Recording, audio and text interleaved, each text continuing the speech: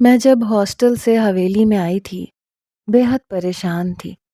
مجھے یہاں ایک گہما گہمی کا احساس ہو رہا تھا۔ میں نے اماں سائیں سے پوچھا، کیا ہے حویلی کو نئی دلہن کی طرح کیوں سجایا جا رہا ہے؟ کہنے لگی تمہیں نہیں پتا۔ میں وہیں پر بیٹھ گئی۔ میں نے کہا مجھے کیا پتا۔ یوں تو اماں سائیں میری دادی تھی، لیکن ہم سب اماں سائیں ہی کہتے تھے کیونکہ بابا بھی یہی کہتے تھے۔ کہنے لگی اسد آ رہا ہے ولایت سے۔ میں اس وقت اپنے باغ کے انگور کھا رہی تھی جو اسد کا نام سن کر کڑوے لگنے لگے، بلکہ اس کا نام سن کر ایک خوف کی لہر میرے اندر سرایت کر گئی۔ اپنا بچپن یاد آنے لگا۔ وہ شخص انسان نہیں تھا، انسانی روپ میں کوئی درندہ تھا۔ ایسا شفاق انسان میں نے اپنی زندگی میں نہیں دیکھا تھا۔ میں نے شکر کیا تھا کہ وہ مزید تعلیم حاصل کرنے کے لیے دوسرے ملک چلا گیا تھا۔ پتہ نہیں واپس کیوں آ رہا تھا۔ میں کافی خوفزدہ سی ہو گئی تھی۔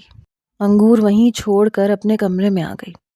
میرے بی اے کے پیپر کمپلیٹ ہو چکے تھے اور یونیورسٹی میں ایڈمیشن لینے کے لیے مجھے ابا سائیں کی اجازت کی ضرورت تھی، اور میں جانتی تھی کہ میں اپنے ابا کو منا سکتی ہوں۔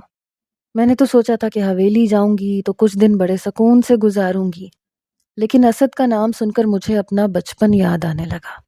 مجھے اذیت دینا شاید اس کا پسندیدہ مشغلہ تھا۔ اکثر وہ میری کتابیں پکڑ کر مجھ سے کوئی بھی سوال پوچھ لیتا، اور اگر مجھے جواب نہیں آتا تو میری ہاتھ کی دونوں انگلیوں کے بیچ میں پینسل ڈال کر انہیں دبا دیتا۔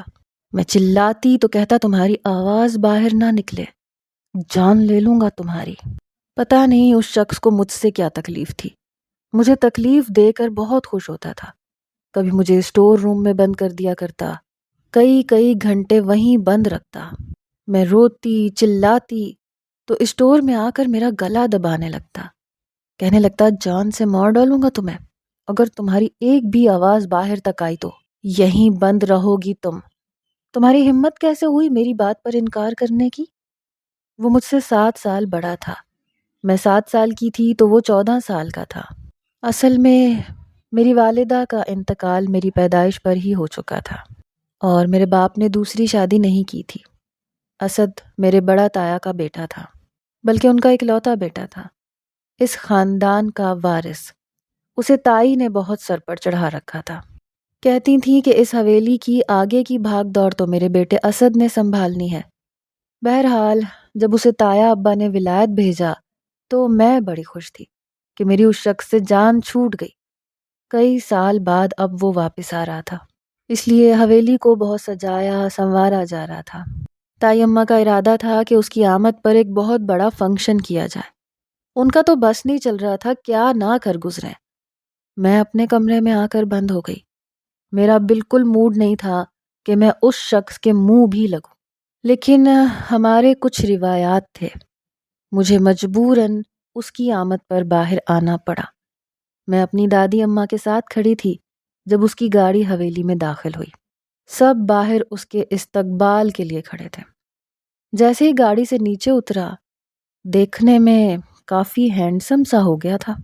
پینٹ کوٹ پہنے، کالا چشمہ لگائے، اپنے آپ کو پتہ نہیں کہاں کا ہیرو سمجھ رہا تھا۔ سب سے پہلے وہ بابا کے گلے ملا، پھر دادی کے پاس آ گیا، دادی سے سر پر پیار لیا۔ دادی نے روتے ہوئے اسے سینے سے لگا لیا۔ وہ اپنی والدہ سے ملنے لگا۔ تائی اماں بھی روئے جا رہی تھیں۔ پھر اس کی نظر مجھ پر پڑی۔ میں نے مروتاً سلام کیا۔ کہنے لگا اماں صاحب یہ کون ہے؟ میں نے اسے پہچانا نہیں۔ دادی اماں کہنے لگی ماہرہ ہے، تمہارے چچا کی بیٹی۔ اس نے اپنے ہونٹ گول کیے، کہنے لگا اوہ تو یہ ہے وہ۔ میں نے اپنا رخ بدل لیا۔ سبھی اسے حویلی کے اندر لے گئے۔ کھانا بالکل تیار تھا۔ کھانے کے دوران وہ بس تایا سائیں اور تائی اماں سے ہی باتیں کرتا رہا، یا پھر اماں سائیں سے۔ ان دنوں الیکشن کا بھی زور تھا، اس لیے میرے تایا کا ارادہ تھا کہ گاؤں میں امیدوار کے طور پر وہ اپنے بجائے اپنے بیٹے کو کھڑا کریں۔ میں نے تھوڑا بہت کھانا کھایا اور اپنے کمرے میں چلی گئی۔ شام کو یہ خبر ملی کہ تائی اماں کی ساری بہنیں، بھانجیاں، بھتیجیاں، بھائی بھابھیاں سب اسد سے ملنے آ رہی ہیں۔ میں نے کہا چلو اچھی بات ہے۔ اس گہما گہمی میں کسی کو میری یاد نہیں آئے گی۔ میں تو ایسے موقع کی تلاش میں تھی کہ اپنے والد سے یونیورسٹی میں پڑھنے کی اجازت لوں اور دوبارہ سے لاہور کے ہاسٹل میں رہنا شروع کر دوں۔ نہ مجھے یہ حویلی پسند تھی، نہ یہاں کا ماحول، اور نہ ہی اسد۔ رات کو کھانے کے بعد ملازمہ مجھے بھی بلانے آ گئی۔ میں نے سب کے ساتھ کھانا کھایا، پھر سب کی باتیں سننے لگی۔ میں نے محسوس کیا کہ اسد اور اس کی ایک کزن وہاں سے غائب ہے۔ مجھے نیند بھی آنے لگی تھی، اس لیے اماں سائیں سے میں نے کہا کہ اماں مجھے بہت نیند آ رہی ہے، میں اپنے کمرے میں جاؤں؟ کہنے لگی ہاں ہاں بیٹا جاؤ، آرام کرو۔ میں جیسے ہی اوپر کی سیڑھیاں چڑھ کر اپنے کمرے میں جانے لگی، مجھے کچھ کھسر پھسر کی آوازیں اسد کے کمرے سے آ رہی تھیں۔ اس سے پہلے کہ میں اپنے کمرے کی جانب بڑھتی، اسد کے منہ سے میں نے اپنا نام سنا تو میرے قدم وہیں ٹھٹک گئے۔ خود بخود میرے قدم اس کے کمرے کی جانب بڑھنے لگے۔ میں نے اس کے دروازے پر کان لگایا تو وہ اپنی کزن سے باتیں کر رہا تھا۔ کہنے لگا میں نے وہاں تمہیں بہت مس کیا، ریئلی۔ وہ کہنے لگی اسد کب تک ہم یوں ہی واٹس ایپ پر باتیں کرتے رہیں گے، چھپ کر ملتے رہیں گے، اس کا کوئی حل نکالو۔ کہنے لگا بس سویٹ ہارٹ، ابھی تو میں یہاں پہنچا ہوں۔ وہ کہنے لگی یہ نہ ہو تمہارے بابا بچپن کی منگنی کا دوبارہ سے اعلان کر دیں اور تم مائرہ کو منگنی کی انگوٹھی پہنا دو۔ یہ سننا تھا کہ میرا ہاتھ سینے تک گیا۔ وہ کہنے لگا مائرہ، نو یار، وہ میرے ٹائپ کی لڑکی نہیں ہے، اور اب میں وہ چھوٹا سا 14 سال کا تھوڑی ہوں جو میرا باپ کہے گا مان لوں گا۔ میری طرف سے صاف انکار ہے، میں اس لڑکی سے کبھی بھی شادی نہیں کر سکتا۔ اس کی بات سے میرا رکا ہوا سانس بحال ہوا تھا۔ میں کون سا اس سے شادی کرنا چاہتی تھی؟ اچھا ہے کہ وہ انکار کرتا، کیونکہ ہمارے خاندان میں لڑکیوں کے انکار کی تو کوئی اہمیت ہی نہیں تھی۔ اس کے بعد جو باتیں ان کے بیچ میں ہوئیں، میرے تو کانوں سے دھوئیں نکلنے لگے۔ اسد اپنی اس کزن سے کہنے لگا بیبی پلیز مجھے بور مت کرو، گیو می اے ہگ۔ یہ سن کر میرا دل اچھل کر حلق میں آیا۔ بڑا بے شرم انسان ہے۔ میں نے سوچا بھاڑ میں جائے، مجھے کیا لینا، لیکن پھر دل میں ایک تجسس اٹھنے لگا۔ دروازے کے برابر میں ہی کھڑکی تھی۔ میں نے سوچا ذرا سا کھڑکی کا پٹ کھول کے دیکھتی ہوں کہ یہ کر کیا رہا ہے۔ جیسے ہی میں نے ذرا سی کھڑکی کھولی تو سامنے نظر آنے والا منظر میرا میٹر شارٹ کر گیا۔ قابل اعتراض حد تک وہ دونوں ایک دوسرے کے قریب تھے۔ مجھے حیرت اس لڑکی پر تھی، اسے ذرا بھی اپنی عزت نفس کا کوئی خیال نہ تھا۔ وہ لگتا کیا تھا اس کا؟ کچھ بھی تو نہیں، اور وہ اس کے گلے لگنے کو بے تاب نظر آ رہی تھی۔ اس سے پہلے کہ وہ ایک دوسرے کے گلے لگتے، اسد کی دوسری فرمائش سن کر سچ مچ میرے کانوں سے دھوئیں نکل گئے۔ وہ کہنے لگا I want a kiss baby۔ اس سے پہلے کہ وہ بے شرمی کی کوئی اور حد پار کرتا، بے اختیار میں نے دھاڑ سے کھڑکی بند کی، اور بعد میں مجھے اپنی اس غلطی کا احساس ہوا۔ اندر سے آواز آئی کون ہے باہر؟ وہ لڑکی کہنے لگی اسد مجھے تو ڈر لگ رہا ہے، لگتا ہے ہم پکڑے گئے ہیں۔ کہنے لگا شٹ اپ، میں دیکھتا ہوں۔ اس سے پہلے کہ وہ کمرے سے باہر آتا، اس کے سامنے والا کمرہ ہی میرا تھا۔ میں بھاگ کر اپنے کمرے میں گئی اور جلدی سے دروازہ بند کر دیا اور فوراً سے اپنے واش روم میں جا کر گھس گئی۔ میرا دل اس وقت زور سے دھڑک رہا تھا۔ کافی دیر میں اپنے واش روم میں بند رہی۔ کمرے کی لائٹ بند تھی، واش روم کی بھی لائٹ بند تھی۔ پھر مجھے لگا جیسے کسی نے میرے کمرے کا دروازہ کھول کے دیکھا ہے، لیکن کچھ دیر بعد کمرہ بند ہونے کی آواز آئی۔ میں آدھا گھنٹہ اپنا سانس روکے بس واش روم میں بند رہی۔ پسینے سے بری طرح سے شرابور ہو چکی تھی۔ اگر اسے پتہ چل جاتا کہ میں اس کی یہ نازیبا حرکتیں دیکھ رہی تھی تو وہ مجھے اسٹور میں بند کر دیتا یا نہ جانے مجھے کیا سزا دیتا۔ آدھے گھنٹے بعد میں نے اپنے واش روم کا دروازہ کھولا اور کمرے میں آ کر اے سی آن کر دیا۔ کچھ ہی دیر میں کمرے کا ماحول کچھ ٹھنڈا ہوا، مجھے سکون کا سانس آیا، لیکن ابھی بھی میرا دل بڑی زور زور سے دھڑک رہا تھا۔ میں خود کو لعنت ملامت کرنے لگی کہ مجھے کیا ضرورت تھی اس کمینے کے کمرے میں جھانکنے کی۔ جو کر رہا تھا کرتا رہتا، وہ تو شروع سے ہی بے غیرت تھا، باقی کی کسر لندن جا کر پوری ہو گئی۔ مجھے حیرت تو بس اس لڑکی پر ہو رہی تھی جو اس کی شاید خالہ یا ماموں ذات تھی، بڑے آرام سے اپنی عزت اس کے حوالے کر رہی تھی جو کہ اس کا محرم نہیں تھا۔ مجھے بس یہ بات بہت بری لگ رہی تھی۔ لڑکیوں کو اپنے آپ کو یوں بے قیمت نہیں کرنا چاہیے، لیکن بہرحال یہ اس کا اپنا ذاتی مسئلہ تھا۔ کچھ دیر میں بیڈ پر لیٹی رہی اور اس لڑکی کے بارے میں ہی سوچتی رہی۔ پتہ نہیں کب اور کیسے میری آنکھ لگ گئی۔ صبح جب میں اٹھی تو کافی فریش تھی۔ میں نے گھڑی کی طرف نظر ڈالی تو ناشتہ لگنے میں ابھی آدھا گھنٹہ باقی تھا۔ میں نے شاور لیا، کپڑے بدلے۔ جیسے ہی اپنے کمرے سے باہر نکلی تو اسد ہاتھ باندھے سامنے اپنے کمرے کے دروازے پر کھڑا مجھے ہی دیکھ رہا تھا۔ میں نے ایک نظر اس پر ڈالی اور نظر چرا لی، اس سے پہلے کہ میں لاؤنج میں جاتی اور سیڑھیوں سے نیچے اترتی۔ وہ کہنے لگا، ماہرہ میری بات سنو۔ بڑا سخت لہجہ تھا اس کا۔ میرے قدم وہیں پر رک گئے۔ میں نے پلٹ کر کہا، جی کہیے۔ وہ چلتا ہوا میرے پاس آیا، اپنے ٹراؤزر کی جیبوں میں اپنے دونوں ہاتھ ڈالے۔ بہت شوق ہے تمہیں جاسوسی کرنے کا؟ کیا دیکھ رہی تھی کہ میں کیا کر رہا ہوں؟ ہوتی کون ہو تم مجھے یوں چھپ چھپ کر دیکھنے والی؟ میں تو ہکا بکا اسے دیکھنے لگی۔ آخر اسے پتا کیسے چلا؟ بڑے غصے سے وہ میرے قریب آیا، کہنے لگا، میں اب بھی وہی اسد ہوں، بالکل ویسا ہی ہوں، ذرا بھی نہیں بدلا۔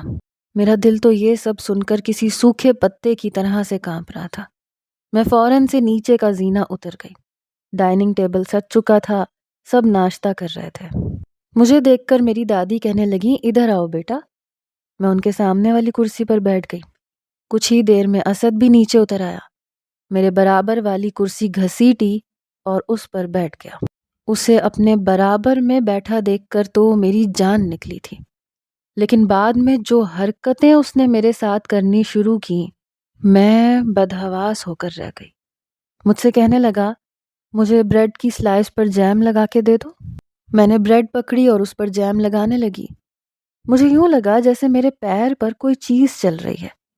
اس سے پہلے کہ میں اچنبھے میں آتی، اس نے میرے پیر پر اپنا پیر رکھ دیا۔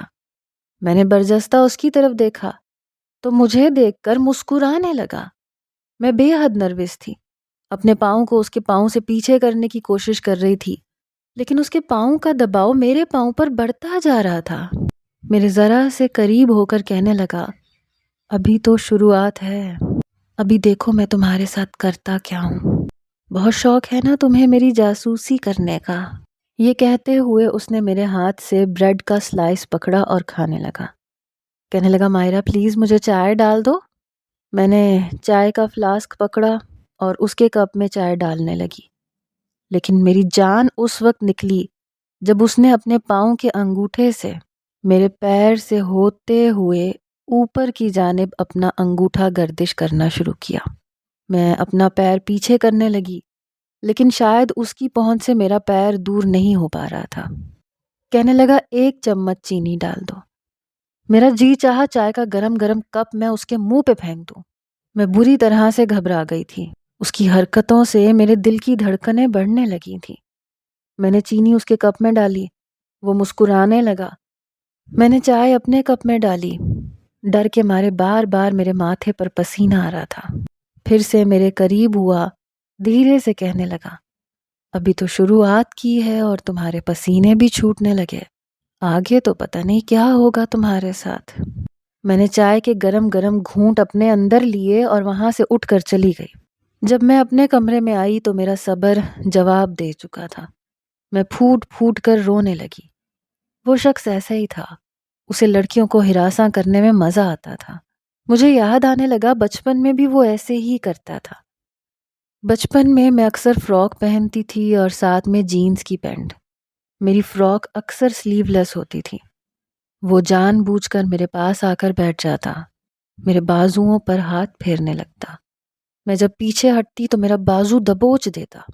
اس وقت بھی میں ایسے ہی کمرے میں آ کر روتی تھی، کیونکہ وہ مجھے ڈراتا دھمکاتا تھا۔ کہتا تھا اگر میری حرکتوں کے بارے میں تم نے کسی کو بھی بتایا تو میں تمہارا بہت برا حشر کروں گا۔ اس وقت مجھے اپنی ماں کی شدت سے بڑی یاد آتی تھی۔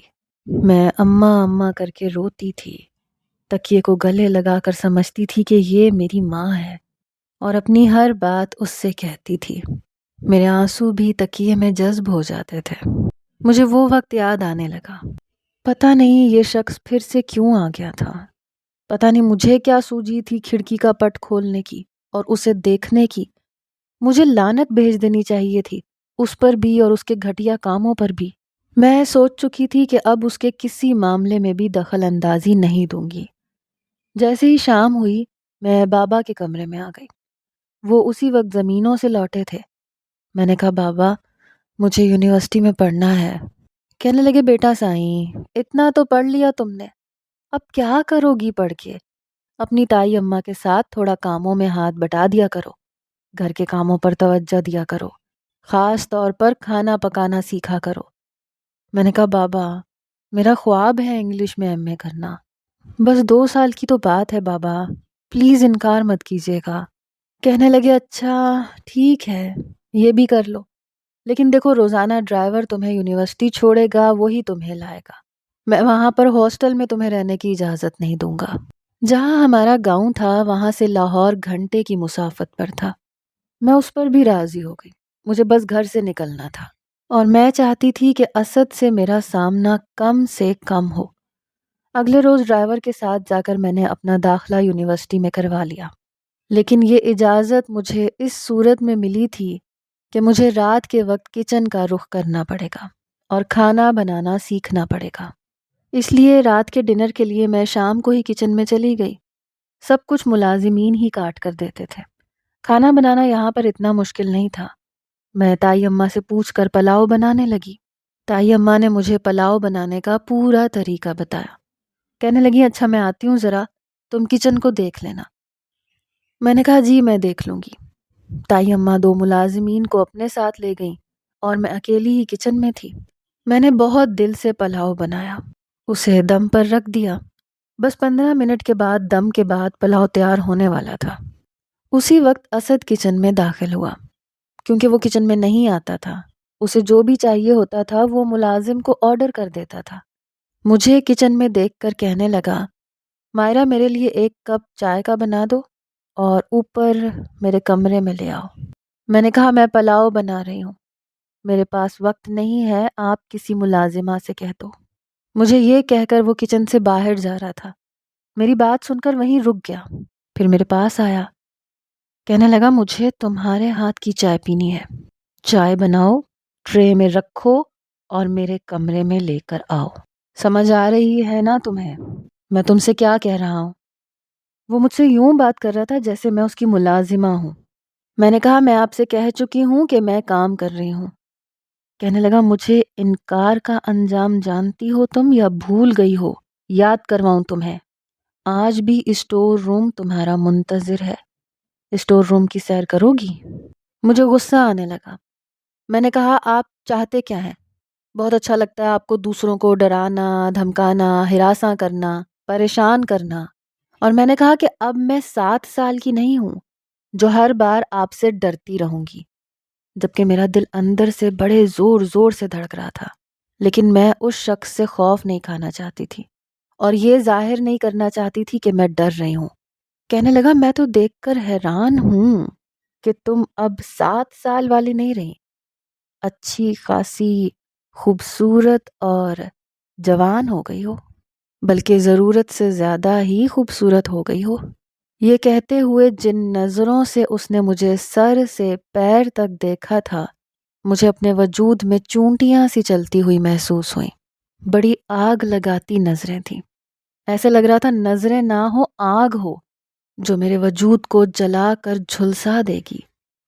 کہنے لگا شاباش، چائے بنا کر میرے کمرے میں لے کر آؤ، میں تمہارا انتظار کر رہا ہوں۔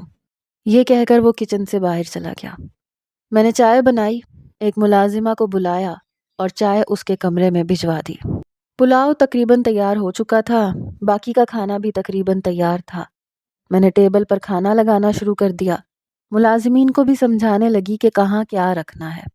کچھ ہی دیر میں سب لوگ کھانے کی ٹیبل پر موجود تھے۔ جس ملازمہ کو میں نے اسد کے کمرے میں چائے دے کر بھیجا تھا وہ بڑی بدحواس تھی، بار بار اپنی آنکھوں میں آنے والے آنسو پونچھ رہی تھی۔ جب میں پلاؤ کی ٹرے کچن میں لینے آئی تو میں نے دیکھا وہ ملازمہ رو رہی تھی۔ میں نے کہا تمہیں کیا ہوا ہے؟ کہنے لگی اسد صاحب نے مجھے دیکھتے ہی چائے کا کپ زور سے میرے پاؤں پر پٹخ کے رکھ دیا۔ میرا پاؤں جل گیا ہے اور چائے کا کپ بھی ٹوٹ گیا ہے اور گرم گرم چائے میرے پیر پر گر گئی۔ میں نے جب اس کا پاؤں دیکھا تو سرخ ہو رہا تھا۔ مجھے بڑا غصہ آنے لگا اس شخص کے اوپر۔ کہنے لگی اسد صاحب کہہ رہے تھے کہ میں نے تمہیں چائے لانے کے لیے نہیں کہا تھا، جسے کہا تھا اسے کہو مجھے چائے لا کر دے۔ مجھے اس شخص پر بے تحاشا غصہ آنے لگا۔ میں نے کہا لعنت بھیجو اس کے اوپر، اپنے کمرے میں بیٹھا چائے کا انتظار کرتا رہے۔ میں آرام سے اپنے ڈائننگ ٹیبل پر پلاؤ رکھ کر وہیں بیٹھ گئی۔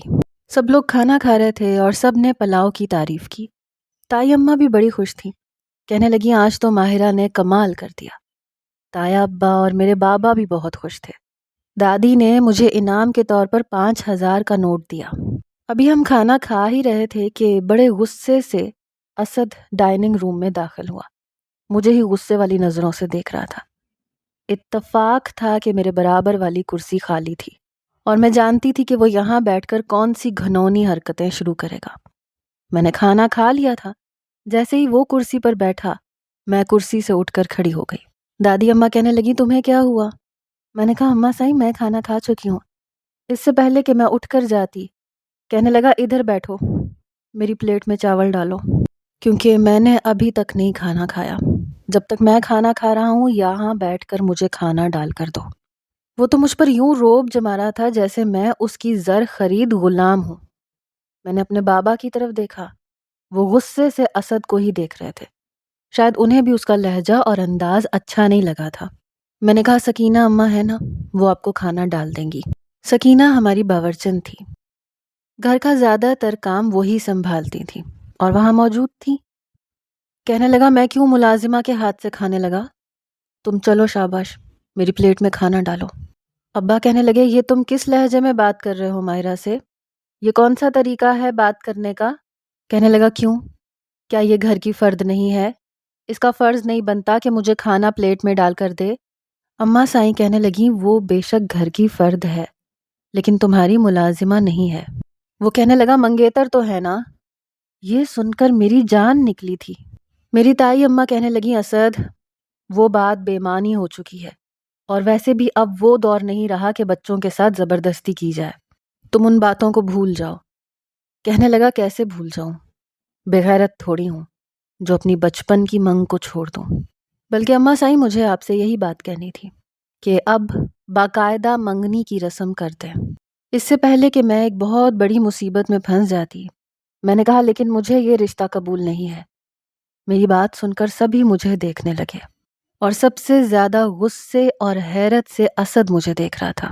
کہنے لگا تمہارے نزدیک بڑوں کی بات کی کوئی اہمیت نہیں ہے؟ میں لندن سے پڑھ کر آیا ہوں، وہاں کا آزاد ماحول دیکھ کر آیا ہوں، لیکن اپنی روایات کو نہیں بھولا۔